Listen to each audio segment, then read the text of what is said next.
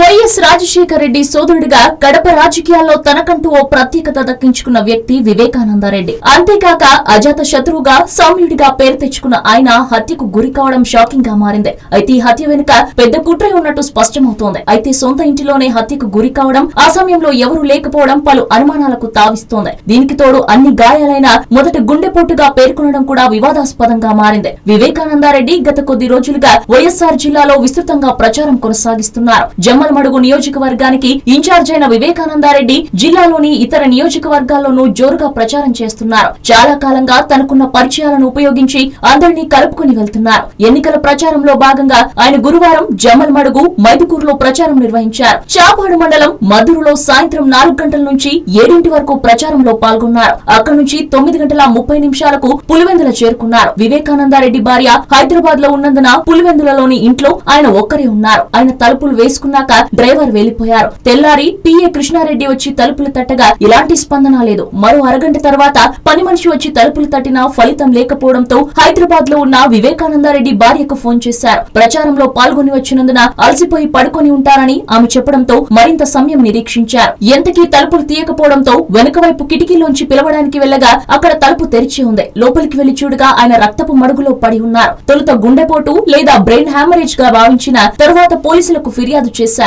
YS Vivekananda Reddy మధ్యాహ్నం 3 గంటల సమయంలో పోస్ట్ మార్టం జరిగింది. ఆయన ఒంటిపై 7 గాయాలు ఉండగా పదునైన ఆయుధంతో దాడి చేసినట్టుగా తెలుస్తోంది. నుదుటిపై 2 గాయాలు, మెదడు భాగంలో 1 గాయం, ఛాతిపైన 2 గాయాలు, తొడ భాగంలో 1 గాయం, చేతిపైన మరో గాయం ఉంది. బహుశా దాడి చేసే సమయంలో ఆయన చేతిని అడ్డుపెట్టి ఉండొచ్చని అనుమానాలు వ్యక్తమవుతున్నాయి. ఇదంతా చూస్తుంటే ఖచ్చితంగా హతమార్చాలన్న దురుద్దేశంతోనే దుండగులు వచ్చి ఉంటారని దాడిని బట్టి చూస్తే అర్థమవుతోంది. రాత్రివేళ వైఎస్ వివేకానందరెడ్డి ఒంటరిగా ఉంటున్నారన్న సమాచారం పక్కాగా దుండగులకు తెలిసి ఉంటుందన్న అనుమానాలు కూడా వ్యక్తమవుతున్నాయి. సౌమ్యుడిగా పేరుపడ్డ వివేక ఎలాంటి భద్రత లేకుండా ప్రచారానికి వెళ్తారు. ఆయన ప్రాణాలకు ముప్పు పొంచి ఉందని కుటుంబ సభ్యులు కూడా అనుమానించలేదు. వివేకానందరెడ్డి కూడా ఎన్నో పదవుల్లో పనిచేసినా కనీసం వ్యక్తిగత సెక్యూరిటీ కూడా పెట్టుకోలేదు. ఇంట్లో కనీసం పని వాళ్ళు కూడా లేకుండా ఒంటరిగా ఉన్నారు. అయితే దుండగులు ఎప్పుడు ఇంట్లోకి చొరబడ్డారన్నది ఇప్పుడు ప్రశ్నగా మారింది. దుండగులు వెనుక భాగం నుంచి వచ్చి హత్య చేశారా, లేదా ముందుగానే ఇంట్లో దూరి హత్య చేసిన అనంతరం వెనుక వైపు నుంచి బయటకు వెళ్లారా అనే దానిపై అనుమానాలున్నాయి. ఇంట్లో తలుపులేవి పెద్దగా దెబ్బతిన్నట్లు కనిపించలేదు. అంటే పరిచయం ఉన్న వ్యక్తిని తీసుకొచ్చి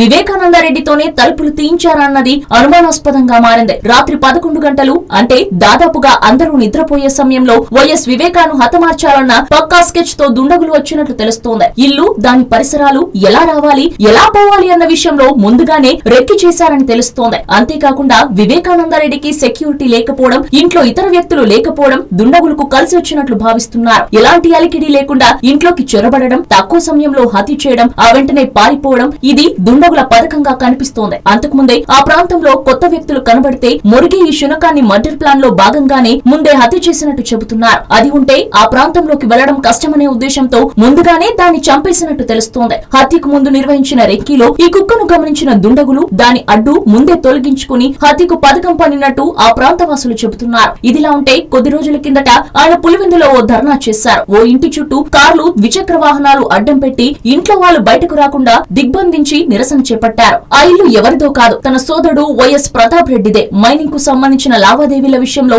సమస్య ఉన్నట్లు అప్పట్లో పేర్కొన్నారు. వైఎస్ ప్రతాప్ రెడ్డి ఇంటి చుట్టూ 3 గంటల పాటు ద్విచక్ర వాహనాలు, కార్లను పెట్టారు. ఈ ఘటన అప్పట్లో రాష్ట్ర వ్యాప్తంగా సంచలనం సృష్టించింది. దీనిపై పోలీసులు కూపీ లాగుతున్నారు. వైఎస్ వివేకానందరెడ్డి అనుచరుడు రవీంద్రనాథ్ రెడ్డి కొన్ని సంవత్సరాలుగా వివేకా సోదరుడు ప్రతాప్ రెడ్డి బంధువు రాజశేఖర్ రెడ్డితో వ్యాపారం చేస్తున్నారు. రవీంద్రనాథ్ రెడ్డి పేరుపై వ్యాపారం చేస్తున్నప్పటికీ వివేకానందరెడ్డిదే అసలు వ్యాపారం అని చెబుతారు. వీరిద్దరు చిత్తూరు జిల్లా కుప్పం వద్ద గ్రానైట్ క్వారీని లీజుకు తీసుకున్నారు. ఈ క్వారీ దాదాపు 600 కోట్ల విలువ చేస్తుందని అంచనా ఉంది. 2008లో మొదలైన ఈ క్వారీ 2012 వరకు రాజశేఖర్ రెడ్డి ఆధీనంలోనే సాగింది. అప్పటికే రవీంద్రనాథ్ రెడ్డి దాదాపు 50 లక్షలు రాజశేఖర్ రెడ్డికి ఇచ్చారు. అయితే ఇంతవరకు వ్యాపారంలో వచ్చిన లాభాలు కానీ డబ్బులు కానీ ఇవ్వలేని రవీంద్రనాథ్ రెడ్డి ఆరోపిస్తున్నాడు. తనకు న్యాయం చేయాలంటూ వివేకానందరెడ్డిని ఆశ్రయించాడు. దీంతో వివేకానందరెడ్డి లెక్కలు చెప్పాలంటూ తన సోదరుడు ప్రతాప్ రెడ్డి ఇంటి ఎదుట వివేకానందరెడ్డి ఆందోళన చేపట్టారు. 3 గంటల తర్వాత వైఎస్ కుటుంబ పరువు బజారున పడుతుందని నచ్చిచెప్పి వివేకానందరెడ్డిని పంపించేశారు. వైఎస్ మరణం తర్వాత